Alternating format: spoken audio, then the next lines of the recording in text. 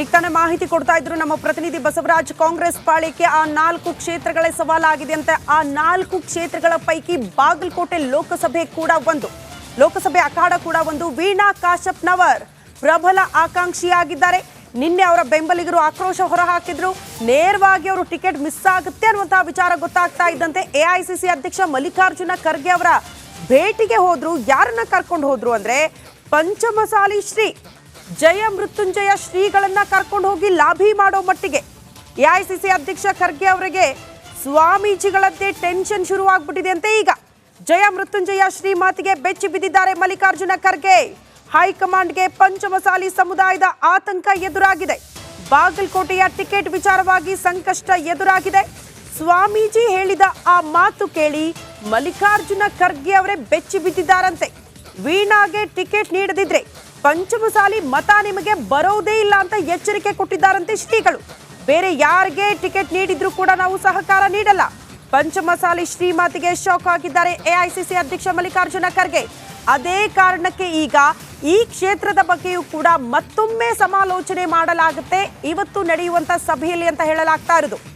ಸಂಯುಕ್ತ ಪಾಟೀಲ್ ಬಹುತೇಕ ಅವರಿಗೆ ticket final ಮಾಡಿತ್ತು ಕಾಂಗ್ರೆಸ್ ಹೈಕಮಾಂಡ್. ಯಾವಾಗ ಈ ಸಂದೇಶ ದೆಹಲಿ ಅಂಗಳದಿಂದ ವೀಣಾ ಕಾಶಪ್ಪನವರಿಗೆ ಗೊತ್ತಾಯ್ತೋ ನಿನ್ನೆ ಅವರ ಬೆಂಬಲಿಗರು ದೊಡ್ಡ ಮಟ್ಟದ ಹೋರಾಟಕ್ಕೆ ಮುಂದಾಗ್ತಾರೆ ಬಾಗಲಕೋಟೆಯಲ್ಲಿ. ಎಷ್ಟರ ಮಟ್ಟಿಗೆ ಅಂದ್ರೆ ಕಾಂಗ್ರೆಸ್ ಕಚೇರಿಯನ್ನ ಮುತ್ತಿಗೆ ಹಾಕೋ ಮಟ್ಟಿಗೆ. ಈಗ ಶ್ರೀಗಳ ಎಚ್ಚರಿಕೆ ಬೇರೆ. ವೀಣಾ ಕಾಶಪ್ಪನವರ ಹೊರತಾಗಿ ಬೇರೆ ಯಾರಿಗೆ ನೀವು ಟಿಕೆಟ್ ಕೊಟ್ಟರು ಕೂಡ ನಾವು ಅವ್ರ ಪರವಾಗಿ ಕೆಲಸ ಮಾಡಲ್ಲ ಅಂತ ಎಚ್ಚರಿಕೆ ಕೊಟ್ಟಿದ್ದಾರೆ. ಹಾಗಾಗಿ ಪಂಚಮಸಾಲಿಯ ಮತಗಳು ಬಹಳ ಪ್ರಾಮುಖ್ಯತೆ ವಹಿಸುತ್ತೆ ಚುನಾವಣೆಯ ಸಂದರ್ಭದಲ್ಲಿ.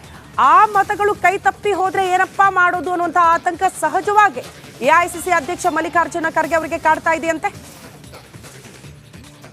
8 ಮತಕ್ಷೇತ್ರದಲ್ಲೂ ನಾನು ಪ್ರಾಮಾಣಿಕವಾಗಿ ಅವರ ವಿಧಾನಸಭಾ ಚುನಾವಣೆಯಲ್ಲಿ ನಾನು ಚುನಾವಣೆ ಪ್ರಚಾರ ಮಾಡಿನೂ ಕೂಡ ಇವತ್ತು ನೀವೇ ಹೇಳ್ತಾ ಇದ್ದೀರಾ ಶಾಸಕರು ಬೇಡ ಅಂತಿದ್ದಾರೆ ಅಂತ. ಅವ್ರನ್ನ ನೀವು ಕೇಳಬೇಕು ಏನು ಮಾನದಂಡದ ಮೇಲೆ ಬೇಡ ಅಂತಿದ್ದಾರೆ ಅಂತ ನೀವು ಅವ್ರನ್ನೇ ಕೇಳಬೇಕು ಪ್ರಶ್ನೆ. ಯಾಕಂತಂದ್ರೆ ಆ ಚುನಾವಣೆ ಸಂದರ್ಭದಲ್ಲಿ ನಾನು ಈ ಮಾತನ್ನ ನೀಡಿದ್ರು ಅವರು, ನಿಮ್ಮ ಪರವಾಗಿ ನಿಂದಿರ್ತೀವಿ, ನಾವು ನಿಮ್ಮ ಹೆಸರನ್ನ ಹೇಳ್ತೀವಿ, ನಿಮಗೆ ಸಂಪೂರ್ಣವಾದಂಥ ಬೆಂಬಲವನ್ನು ನೀಡ್ತೀವಿ ಅಂತೇಳಿ ಚುನಾವಣೆಯನ್ನು ಮಾಡಿಸ್ಕೊಂಡು ಒಬ್ಬ ಹೆಣ್ಮಗಳ ಹತ್ರ ಈ ತರ ಮಾಡೋದು ಎಲ್ಲೋ ಒಂದ್ ಹತ್ರ ಇದು ಅನ್ಸುತ್ತೆ.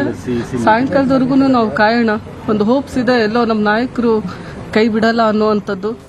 ಈ ಬಗ್ಗೆ ಮತ್ತಷ್ಟು ಡೀಟೇಲ್ಸ್ ಅನ್ನ ಕೊಡ್ತಾ ಹೋಗ್ತಾರೆ ಪೊಲಿಟಿಕಲ್ ಬ್ಯೂರೋ ಹೆಡ್ ವಿಜಯ್. ನೇರ ಸಂಪರ್ಕದಲ್ಲಿ ಜಾಯಿನ್ ಆಗ್ತಿದ್ದಾರೆ.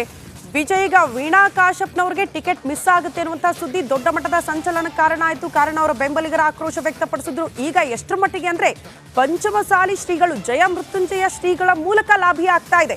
ಎಷ್ಟು ಮಟ್ಟಿಗೆ ಸವಾಲಾಗ್ತಾ ಇದೆ ಬಾಗಲಕೋಟೆ ಲೋಕಸಭೆ ಅಖಾಡ?